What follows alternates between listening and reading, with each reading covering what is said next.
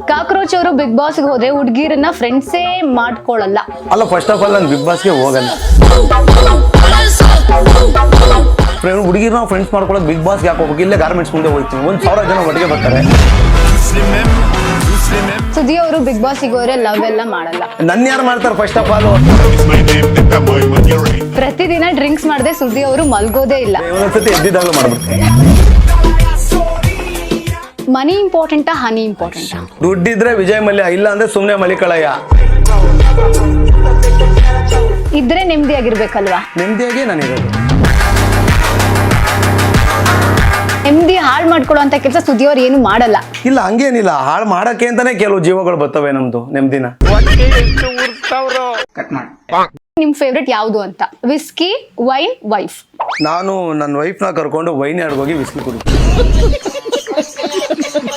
ಯಾರಿಗಾದ್ರೂ ಕಾಲ್ ಮಾಡಿ ಸೋನು ಗೌಡ ಜೊತೆ ನನಗೆ ಮೂವಿ ಆಫರ್ ಸಿಕ್ಕಿದೆ, ಸೊ ನಾನು ಒಪ್ಕೊಳ್ಳೋ ಬೇಡವಾ, ಬಿಗ್ ಬಜೆಟ್ ಮೂವಿ ಇದು, ಏನ್ ಮಾಡ್ಲಿ? ಇಷ್ಟೇ. ನೀವು ಕರೆಕ್ಟ್ ಆಗಿ ಅಪ್ಪ ಅಮ್ಮ ಹುಟ್ಟಿದ್ರೆ ಕರೆಕ್ಟ್ ಆಗಿ ಮಾತಾಡಿ.